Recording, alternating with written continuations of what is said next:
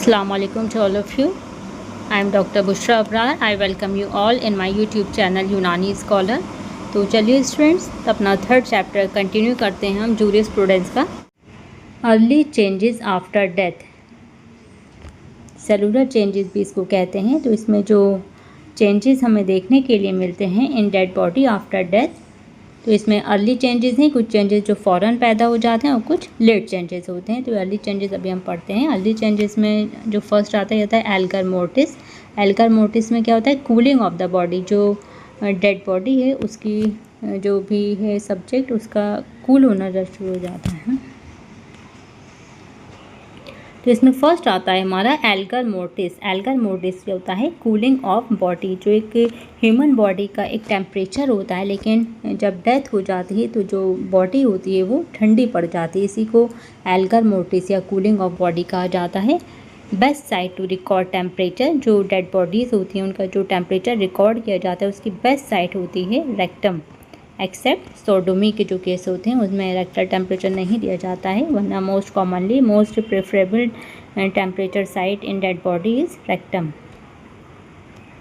0.5 to 0.7% per hour heat loss in tropical country, जो tropical countries होती हैं उनमें जो डेड बॉडी होती है उसके हीट लॉस का ये इन्होंने रेंज दी। 0.5 से 0.7 डिग्री एक घंटे में हीट लॉस होता है, इस रेंज के हिसाब से।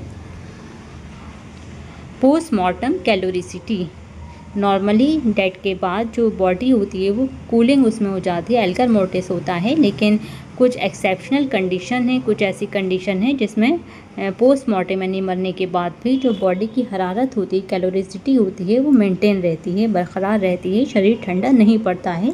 तो ये कुछ कंडीशन है, जैसे अगर उस पर्सन की मौत सन स्ट्रोक की वजह से हुई है या पोंटाइन हेमरेज की वजह से हुई है। इन दोनों कंडीशन में क्या होता है, जो हीट रेगुलेटरी सिस्टम होता है ब्रेन का वो डिस्टर्ब हो जाता है, जिसकी वजह से कैलोरिसिटी मेंटेन रहती है आफ्टर डेथ। इसके अलावा स्ट्रिक्नीन पॉइजनिंग के केस में भी पोस्टमार्टम कैलोरिसिटी देखने को मिलती है, और टेटनस में भी। इन दोनों केसेस में हीट प्रोडक्शन बढ़ जाता है। इसके साथ साथ सेप्टिसीमिया और एयर एम्बोलिज्म में भी पोस्टमार्टम कैलोरिसिटी होती है, तो आप लोग को याद रखना है ये। Most commonly strychnine poisoning important है इसमें, sun stroke, tetanus. Next early change आता है livor mortis. Livor mortis also known as cadaveric lividity, postmortem hypostasis. After death जो बॉडी होती है उसका कलर चेंज हो जाता है, उसमें कुछ पैचेस हो जाते हैं। जिस साइड बॉडी अगर ज़्यादा देर तक रखी रहे उसी पोजीशन में, उसी जगह पर, तो उसके जो बॉडी जो टच में आता है सरफेस से एरिया, उसमें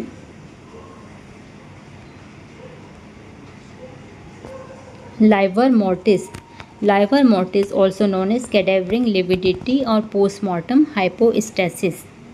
time taken for fixation of postmortem staining is 6 hour. 6 hour में जो पोस्टमार्टम स्टेनिंग होती है, जो कलर होता है वो फिक्स हो जाता है बॉडी का।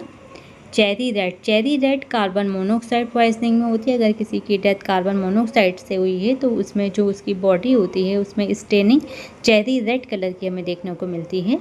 ब्राइट रेड होती है बर्न के केस में एंड साइनाइड पॉइजनिंग में, ये आपको याद रखना है। Cherry red in carbon monoxide poisoning, bright red in case of burn and cyanide poisoning. Dark brown, dark brown होता है फॉस्फोरस पॉइजनिंग के केस में। पर्पल होता है एस्फिक्सिया में।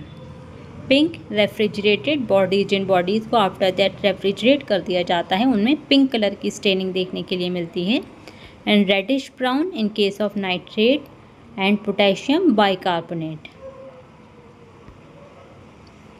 नेक्स्ट चेंज होता है बॉडी में राइगर मोर्टिस। राइगर मोर्टिस क्या होता है? Hardening of body. इसमें जो राइगर मोर्टिस में जो एटीपी होती है बॉडी के अंदर, जब रिड्यूस हो जाती है वो 80% तक, तब जो बॉडी के अंदर एक कड़ापन, एक अकड़ापन पैदा हो जाता है। इसी रिजिडिटी को राइगर मोर्टिस कहा जाता है। Rigor mortis first develop in heart. सबसे पहले जो राइगर मोर्टिस हार्ट मसल में होता है। इनवॉलंटरी मसल की बात करें अगर, और वॉलंटरी मसल की बात करें तो आईलिड्स में सबसे पहले राइगर मोर्टिस होता है। टाइम टू डेवलप, कितने देर में ये राइगर मॉर्टिस डेवलप होता है, तो 1 से 2 घंटे में आफ्टर डेथ ये डेवलप होना स्टार्ट हो जाता है राइगर मॉर्टिस। राइगर मॉर्टिस कभी लास्ट होता है, एक ड्यूरेशन होता है जब बॉडी अकड़ जाती है, राइगर मॉर्टिस हो जाता है और फिर एक ड्यूरेशन तक वो इसी स्टेट में कायम रहती है, उसके बाद से वो वापस अपनी प्रीवियस स्टेट में आ जाती है, ये रिजिडिटी ख़त्म हो जाती है। तो ये कब ख़त्म होता है राइगर मॉर्टिस, तो ये विंटर में 24 टू 48 आवर्स में ख़त्म हो जाता है और समर में 18 टू 36 आवर में ख़त्म हो जाता है। Rigor mortis never develops in foetus less than 7 month. अगर किसी बच्चे की डेथ हुई है, कोई फीटस है जो अभी बॉर्न नहीं हुआ था, 7 मंथ प्रेगनेंसी थी, तो उस फीटस में कभी भी राइगर मॉर्टिस डेवलप नहीं होता है। ये पॉइंट आप लोग को याद रखना है, इंपॉर्टेंट पॉइंट है ये। Early onset and short duration rigor mortis, कुछ ऐसी कंडीशंस होती हैं, एक्सेप्शंस होते हैं जिनमें राइगर मॉर्टिस अपने नॉर्मल ड्यूरेशन से पहले आ जाता है और कुछ समय के लिए रहता है, इस शॉर्ट ड्यूरेशन के लिए रहता है, जल्दी आता है और जल्दी चला जाता है। इसकी कुछ एग्जांपल्स हैं, जैसे वायलेंट डेथ, अगर बहुत ज़्यादा वायलेंट डेथ हुई है उस मरीज़ की, उस पर्सन की, तो उसमें भी राइगर मॉर्टिस अर्ली आता है, शॉर्ट ड्यूरेशन के लिए आता है क्योंकि बॉडी ऑलरेडी एग्जॉस्ट हो चुकी होती है ड्यू टू वायलेशन। सेकेंड है एग्जॉस्शन कुछ बीमारी के नतीजे में भी होता है, जब बॉडी के अंदर एनर्जी लेवल बिल्कुल लो हो चुकी होती है, बॉडी फुली एग्जॉस्ट हो चुकी होती है बिफोर डेथ। इन केसेस में भी, जैसे कि प्लेग है, कॉलरा है, कैंसर है, टाइफाइड है, ट्यूबरक्लोसिस, इनमें भी राइगर मॉर्टिस जल्दी आता है और शॉर्ट ड्यूरेशन के लिए आता है। Early onset and long duration rigor mortis, इसमें कुछ ऐसे केसेस होते हैं जिसमें राइगर मॉर्टिस जल्दी आता है लेकिन जल्दी नहीं जाता, बल्कि वो लॉन्ग ड्यूरेशन तक बॉडी में बना रहता है। इसमें सबसे कॉमन स्ट्रिक्निन पॉइजनिंग है एंड अदर स्पाइनल पॉइजन। आप लोगों को स्ट्रिक्निन में याद रखना है, जो कुचला की स्ट्रिक्निन की पॉइजनिंग होती है उसमें rigor mortis sets early and remain for long duration. Delayed onset rigor mortis, कभी ऐसा होता है राइगर मॉर्टिस देर में आता है, तो ये एस्फिक्सियल डेथ के केस में होता है, हैमरेज के केस में, निमोनिया में एंड नर्वस डिसीज़ के केसेस में देखने को मिलता है।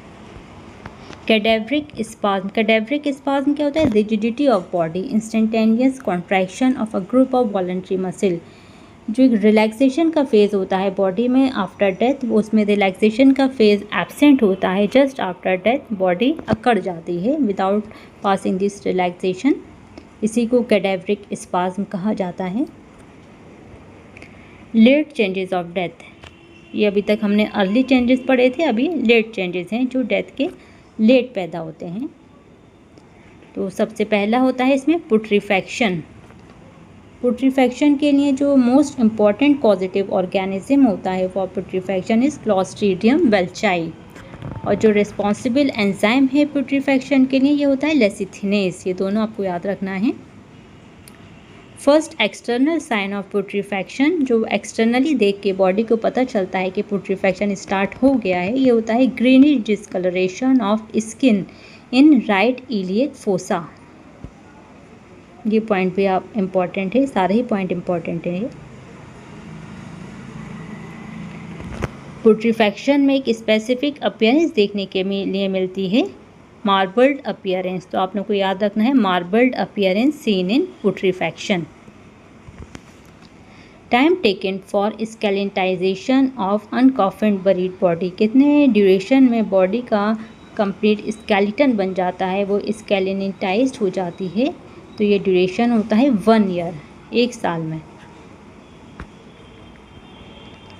Last organ to putrefy in male, जो मेल बॉडी है उसका जो लास्ट ऑर्गन होता है, जो सबसे लास्ट में बॉडी में पुट्रीफाई होता है, ये प्रोस्टेट होता है मेल्स में, और फीमेल्स में यूट्रस सबसे लास्ट में पुट्रीफाई होता है। Optimum temperature required for putrefaction is 21 to 38 degree Celsius. Below 0 degree Celsius and above 48 degree Celsius, putrefaction does not take place. Foamy liver पुट्रीफैक्शन में देखने के लिए मिलता है, और गैस गैंग्रीन में, 2 कंडीशन में फॉर्मी लिवर होता है, ये दोनों आपको याद रखनी है, putrefaction and other is gas gangrene. Honeycomb appearance actinomycosis से मिलता है। यहाँ फॉर्मी लिवर हमने पढ़ा, तो साथ साथ में आप हनीकॉम्ब लिवर भी याद रख लीजिए, एक साथ ही दोनों याद हो जाएंगे आपको। Honeycomb liver, actinomycosis and foamy liver found in putrefaction and gas gangrene. Condition delays putrefaction, कुछ ऐसी कंडीशंस होती हैं जिसकी वजह से जो पुट्रीफैक्शन का प्रोसेस है ये डिले हो जाता है, जैसे कि एनीमिया, जो बॉडी है वो सीवियरली एनीमिक पेशेंट की है या डेबिलिटी है उसको, या पॉइजनिंग का केस है। पॉइजनिंग में specially strychnine poisoning, carbolic acid poisoning and zinc chloride poisoning. Next change आता है एडिपोसीर फॉर्मेशन। एडिपोसीर फॉर्मेशन में जो इम्पॉर्टेंट पॉइंट मिला मुझे वो यही कि age in which adipocere not found, वो कौन सी एज होती है जब एडिपोसीर फॉर्मेशन नहीं होता है। ये एज होती है बिलो 7 मंथ, 7 महीने से कम उम्र के बच्चे में एडिपोसीर फॉर्मेशन नहीं होता है।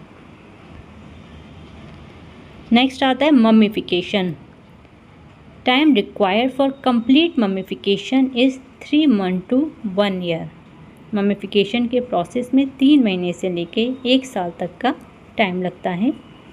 मेटेलिक पॉइजन्स फेवरिंग मम्मीफिकेशन, कुछ ऐसे पॉइजनिंग होती हैं जिनकी वजह से जो मम्मीफिकेशन का जो नॉर्मल ड्यूरेशन है वो उससे पहले ही हो जाता है, जैसे आर्सेनिक और एंटीमनी की पॉइजनिंग के केस में। Fluid used for preservation of dead body के प्रिजर्वेशन के लिए जो फ्लूइड यूज़ किया जाता है ये होता है 40% फॉर्मल्डिहाइड, जिसको फॉर्मेलिन भी कहते हैं, plus 10% methyl alcohol. Estimation of postmortem interval, कोई डेड बॉडी है वो इस कंडीशन में मिली है कि उसको पहचानना मुश्किल है, उसकी शनाख्त के लिए बाज़ औक़ात फिर क्या किया जाता है, जो उसकी बॉडी में मेगॉट्स पड़ जाते हैं तो उन मेगॉट्स की जो लाइफ साइकिल होती है उस किस स्टेज में वो मेगॉट्स है उसको देखकर अंदाज़ा लगाया जाता है, एस्टिमेट किया जाता है कि इसको मरे हुए, इसकी डेथ हुए कितना ड्यूरेशन गुजर चुका है। जैसे एग्स जो होते हैं, जो फ्लाई होती है एग्स देती है, एग्स से मेगॉट्स बनने में 8 से 12 घंटे लगते हैं। तो अगर एग्स पाए जा रहे हैं किसी बॉडी में, मेगॉट्स हैं, तो इसका मतलब 8 से 12 घंटे का ड्यूरेशन ही हुआ है अभी। मेगॉट्स एंड प्यूपा, मेगॉट्स से लेके प्यूपा बनने में 4 to 5 डेज़ लगते हैं और प्यूपा से फ्लाइज बनने में 3 to 5 डेज़ का टाइम लगता है। तो it is important for estimation of postmortem interval. Okay student, तो ये था आज का हमारा लेक्चर। इंशाल्लाह आपसे कल हम मिलते हैं नेक्स्ट लेक्चर के साथ। वुंड्स एंड इंजरीज कल हम पढ़ेंगे, तो आप लोग हमारे साथ बने रहिए, लेक्चर को साथ साथ प्रिपेयर करते चलिए। All the best for your upcoming exams. Allah हाफिज़।